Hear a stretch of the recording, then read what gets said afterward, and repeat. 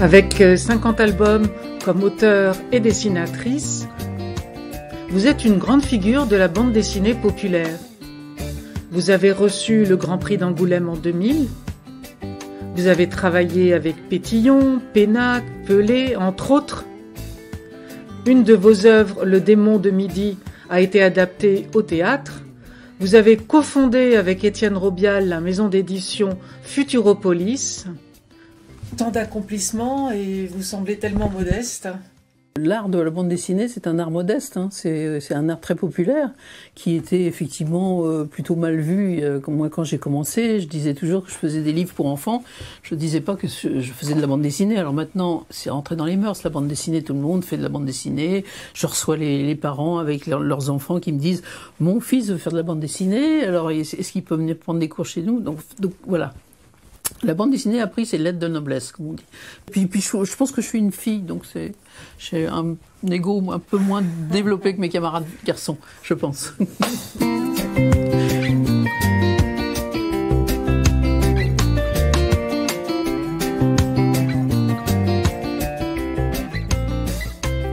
Vos gros nez sont-ils une façon d'évoquer un français moyen, populaire ? Le gros nez, c'est le tic graphique qui annonce qu'on va plutôt rigoler que pleurer, quoi. Donc voilà, c'est toujours été comme ça dans la bande dessinée, que ce soit pour Popeye, que ce soit pour Gaston Lagaffe, que ce soit Astérix et tout ça. Je m'en suis nourrie de toutes ces bandes dessinées étant petit, j'en ai lu beaucoup, je me suis formée avec ça. Et donc moi, je voulais qu'ils soient vraiment très gros, donc j'ai fait effectivement des nez, des gros pifs et tout. Et donc, je me suis créé, comme on dit, mon identité graphique, c'est-à-dire que un dessin de Florence Sestac, maintenant, on reconnaît de loin parce que à cause du gros nez.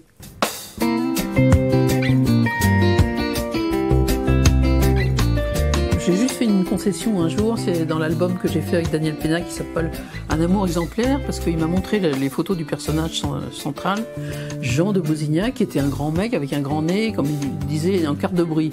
Alors Pénac me dit, mais fais-moi un nez en quart de brie. Alors je lui dis, ah, c'est pas possible, moi je fais des nez ronds et tout ça, et donc là j'ai fait une petite concession, c'est-à-dire que j'ai fait un nez comme ça, rond, mais qui tombe vers le bas, et voilà, c'était juste pour une parenthèse, et effectivement, c'est la seule concession que j'ai faite depuis toujours. Vous êtes aussi une des premières auteurs, autrices. Auteur, autrice, moi je dis autruche, comme ça simplifie les problèmes et ça met tout le monde à l'aise. On vous associe souvent à Claire Bretéché, qui, comme vous, a été primée au Festival d'Angoulême. Quels sont vos points communs ? Vous a-t-elle un petit peu inspiré ? Alors, Claire, c'est ma grande sœur. Elle avait 10 ans de plus que moi, donc oui, c'est ma grande sœur. C'est elle qui a ouvert la voie en même temps. C'est elle qui a fait les frustrés, et tout ce qu'elle a fait. J'adore. Et elle a eu le prix du 10e anniversaire. On lui a donné avec quelqu'un d'autre.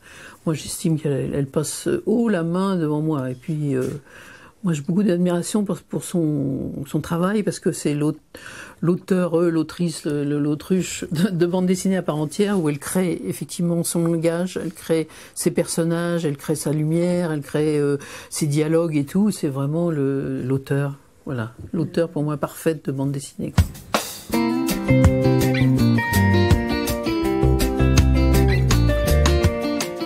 L'humour est une respiration, une planche de salut, une politesse, une défense. Ouais, c'est tout ça, oui, c'est tout ça. Je crois que j'ai hérité encore de ma mère, parce que c'est le côté normand de la chose où on rigole et que rien n'est grave, quoi. Rien n'est grave, et donc cette espèce de besoin de toujours positiver aussi. C'est toujours assez positif et tout, et vaut mieux en rire. Des situations effectivement tragiques et tout, vaut mieux en rire.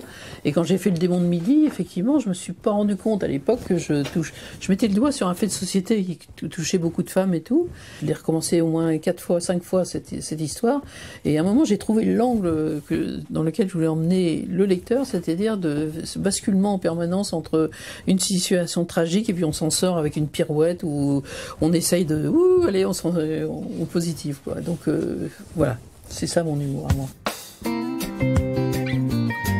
J'ai fait un album avec René Pétillon qui s'appelle Super Cato. C'est son histoire de jeunesse à lui, et il voulait pas le dessiner, alors meilleur dessinateur que moi, mais il trouvait que son dessin était trop raide pour raconter ce genre d'histoire, et que ça aurait été lourd et tout, et que moi, avec mon dessin rond et un peu enlevé, ça faisait passer la chose, quoi.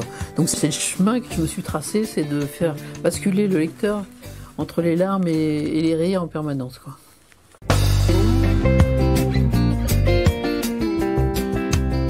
Quels sont vos films cultes? Ah bah tous les films de Fellini, par exemple. Mais alors Fellini dans une grande salle avec un grand écran et tout, mais tous les jours, je peux regarder tous les jours, quoi. C'est inventif, c'est bien écrit, c'est bien balancé, c'est drôle, non, pour moi c'est le metteur en scène qui m'a le plus influencé dans mon travail, quoi. Cette espèce de folie qui part comme ça dans tous les sens et tout, et il se retient pas, il y va, quoi, il y va, il fait une mer avec du plastique et tout, on s'en fout, mais voilà, il y a un navire qui traverse l'écran, tout, il est capable de tout faire, donc c'est cette espèce de folie, et moi ça m'a construit.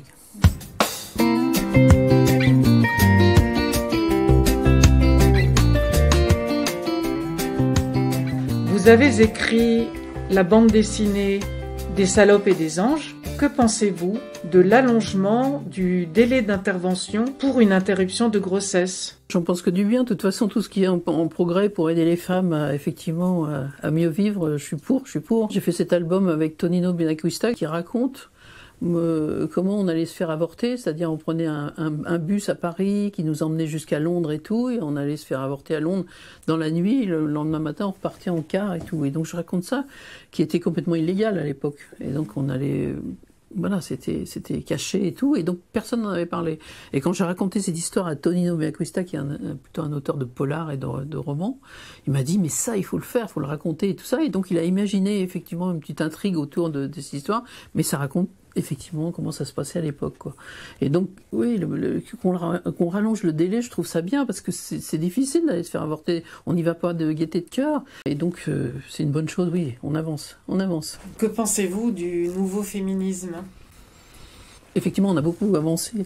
Après 68 et tout, on a fait des choses en route, et le nouveau féminisme, il est beaucoup plus violent que le nôtre, ça c'est sûr, mais en même temps on est dans un monde qui est beaucoup plus violent, donc effectivement ça dérange, mais est-ce qu'il faut ne pas en passer par là pour effectivement se faire entendre et imposer ce qu'on a envie ce qui change?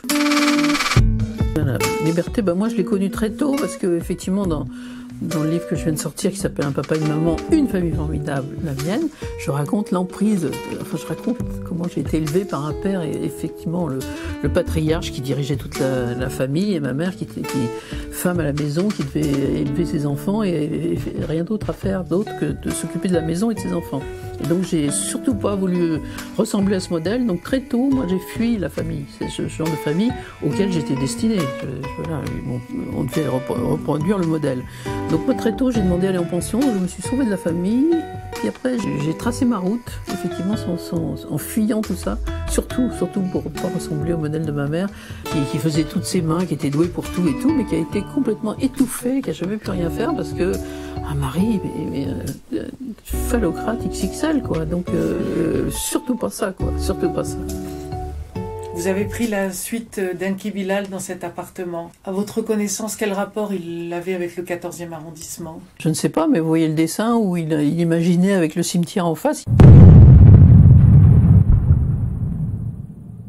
Moi, ça fait 35 ans ou 36 ans que je suis là, dans cet appartement, et donc le 14e, pour moi, c'est d'abord le cinéma, parce que j'ai plein de salles de cinéma à côté, j'adore aller au cinéma, c'est les théâtres de la Gaîté, il y a tout ce qu'il faut. Les puces, porte devant, alors ça, je suis une malade des puces, c'est comme une religion. Le Luxembourg qui est pas loin, joli jardin, le cimetière qui est devant, là où je peux aller me balader quand j'ai besoin de réfléchir tranquillement et tout, il n'y a pas de bruit. Le marché boulevard Guerquinet, je sais pas, la vie de quartier, de toute sa splendeur, quoi. Et donc, je crois que je mourrai dans le 14e.